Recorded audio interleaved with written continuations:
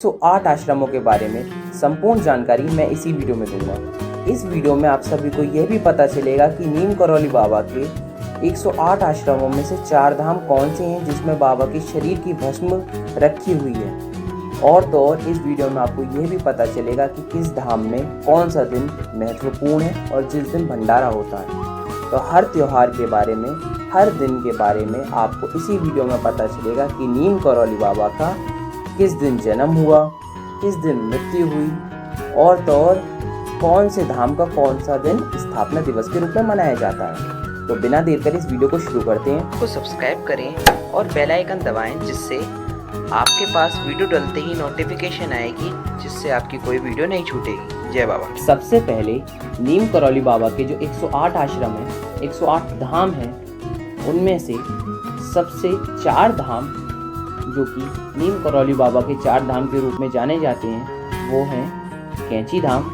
वृंदावन धाम और नीम करौली धाम जो उत्तर प्रदेश में है और तो और हनुमान सेतु मंदिर जो कि लखनऊ में है। ये 4 धाम बाबा के बहुत ही मुख्य धामों में से एक हैं।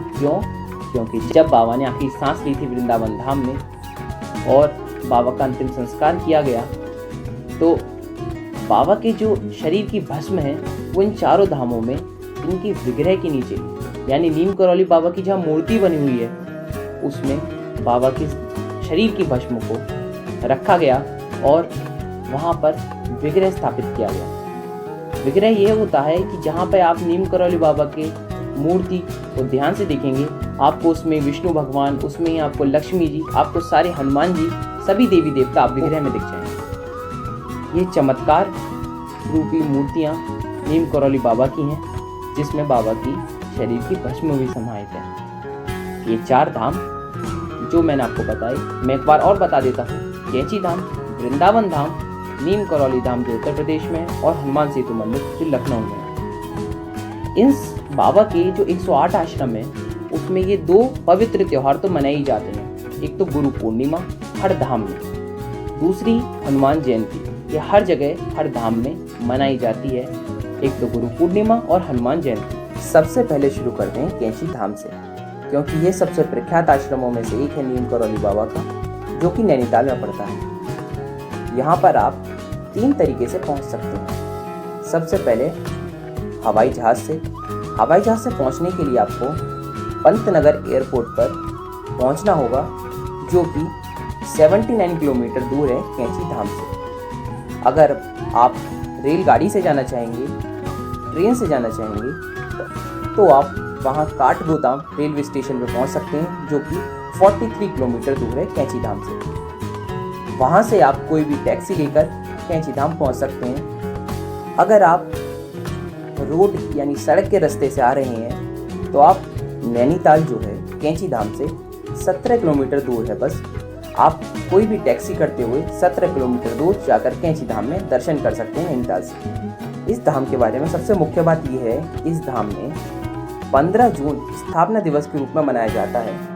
हर 15 जून को नीम करौली बाबा का भव्य भंडारा होता है क्योंकि यह स्थापना दिवस के रूप में मनाया जाता है। पूरे विश्व भर से लोग यहाँ पर बाबा का प्रसाद चखने के लिए आते हैं और बाबा के दर्शन करने के लिए आते हैं।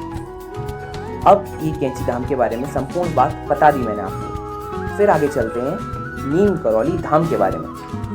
नीम करौली धाम फर्रुखाबाद उत्तर प्रदेश में है जहाँ पर नीम करौली बाबा ने सिद्धियाँ प्राप्त करी थी।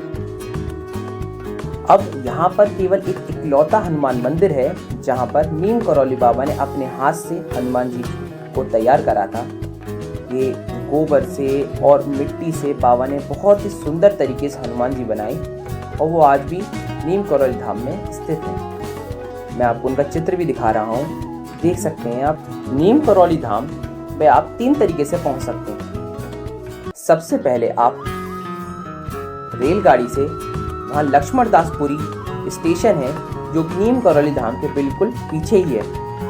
वहाँ से आप खेतों से सीधा पार करते हुए सामने आपके सामने मंदिर होगा नीम करौली बाबा का, वहाँ आप दर्शन कर सकते हैं। आप हवाई जहाज के द्वारा भी नीम करौली धाम जा सकते हैं। आपको नीम करौली धाम जाने के लिए सबसे पहले कानपुर एयरपोर्ट पर आना पड़ेगा और वहाँ से आपका 130 किलोमीटर का रास्ता है जो कि आपके फर्रुखाबाद उत्तर प्रदेश में जाता है। वहाँ से आप किसी भी टैक्सी से रास्ता तय कर सकते हैं। 130 किलोमीटर का केवल रास्ता है। अब इसके बाद आपको मैं यहाँ के सबसे फेमस दिन, जहाँ पर नीम करौली बाबा का उत्सव मनाया जाता है, वो दिन है एक तो 15 फरवरी, जो कि यहाँ का स्थापना दिवस है। यहाँ पर भी बहुत ही भव्य भंडारा किया जाता है और बाबा का प्रसाद छकने के लिए बहुत बहुत दूर से भक्त लोग आते हैं। दूसरा दिन जो कि बूढ़ा मंगल है, जो कि हनुमान जी के बूढ़े स्वरूप को याद करते हुए मनाया जाता है। यहाँ पर भी भव्य भंडारा किया जाता है और सुबह की वीडियो जो आरती है और बाबा का श्रृंगार, उसके ऊपर मैंने वीडियो बना रखी है। आपको स्क्रीन के ऊपर ये वीडियो दिख रही होगी। अगर आपको वीडियो देखनी है तो आप इस वीडियो के लिंक को दबाएं और वीडियो पे आप पहुंच सकते हैं।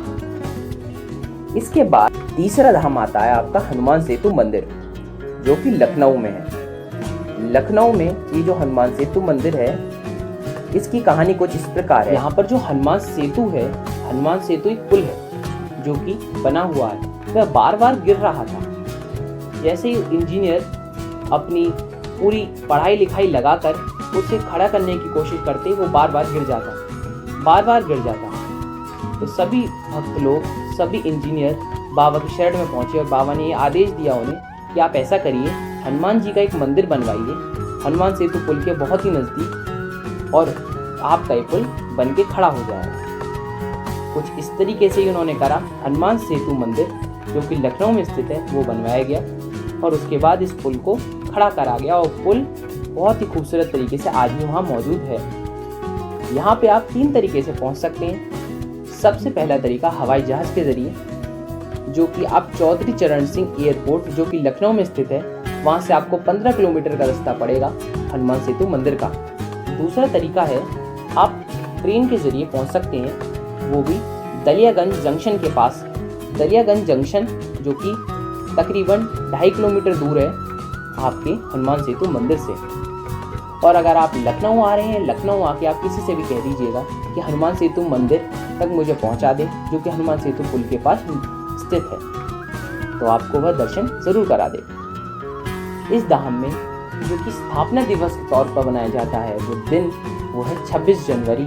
26 जनवरी को यहाँ पर स्थापना हुई थी और 26 जनवरी के दिन इस मंदिर में बहुत ही खूब भंडारा किया जाता है। बहुत दूर दूर से बाबा के भक्त लोग यहाँ पर दर्शन करने आते हैं और आप सभी लोग भी यहाँ पर दर्शन करने जा सकते हैं। ये दिन बहुत ही विख्यात है और इस दिन बाबा का बहुत बड़ा भंडारा किया जाता है। अब आपको इस धाम के बाद लेके चलते हैं बाबा के अंतिम धाम और सबसे खूबसूरत धाम, जो कि वृंदावन धाम है। वृंदावन धाम वो धाम है जहाँ बाबा ने आखिरी सांस ली थी और आखिरी समय यहाँ गुजारा था, वृंदावन धाम में। वृंदावन धाम की रास्ते संबंधी जानकारी ये है कि जैसे कि राम जी के चरणों में हनुमान जी विराजमान रहते हैं, वैसे ही वहाँ के कान्हा जी जो हैं, बाके बिहारी जी, उनके मंदिर जाने के रास्ते में सबसे पहले मंदिर नीम करौली बाबा का पड़ता है। मैंने जैसे आपको बताया कि राम जी के चरणों में हनुमान जी विराजमान है, वैसे ही हमारे द्वारकाधीश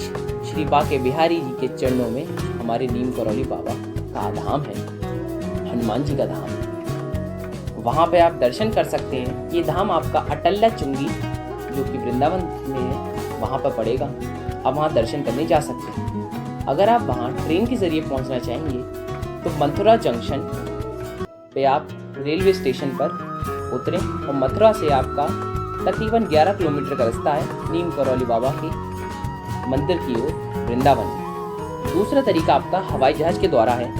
अगर आपको हवाई जहाज़ के द्वारा आना है, जो सबसे नज़दीकी एयरपोर्ट है जो कि खेड़िया एयरपोर्ट है, जो कि आगरा में स्थित है, वहाँ से आपको 55 किलोमीटर का रास्ता तय करना होगा वृंदावन हनुमान जी के मंदिर यानी नीम करौली बाबा के मंदिर पहुँचने के लिए।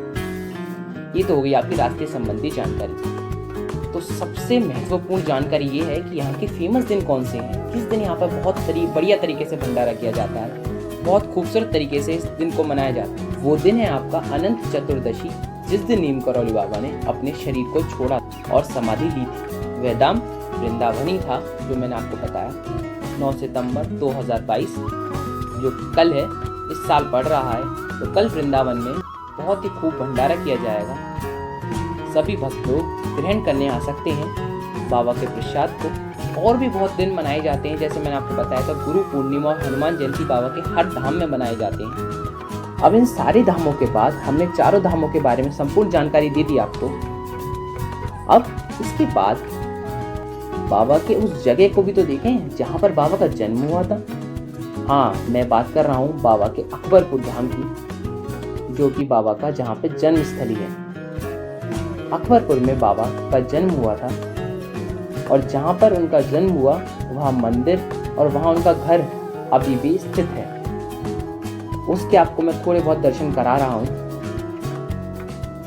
और आगे मैं आपको इस बारे में बताऊंगा कि बाबा का जन्मदिन किस दिन मनाया जाता है। बाबा का जन्म काल अष्टमी को हुआ, जो कि मार्गशीर्ष महीने में आती है। ज़्यादातर ये दिसंबर के महीने में पड़ती है और इस साल ये 16 दिसंबर के तकरीबन पड़ेगी। आपको अगर यहाँ पर पहुँचना है, बाबा के धाम के दर्शन करने हैं, तो सबसे पहले आप हवाई जहाज़ के ज़रिए पहुँच सकते हैं। आप आगरा एयरपोर्ट पे आइए और आगरा एयरपोर्ट पर आने के बाद तकरीबन 30 किलोमीटर का रास्ता है बाबा के इस धाम के लिए।